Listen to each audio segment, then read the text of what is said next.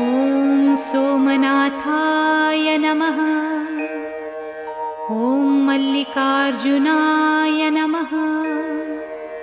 ॐ महाकालेश्वराय नमः। ॐ ओंकारेश्वराय नमः। ॐ वैद्यनाथाय नमः।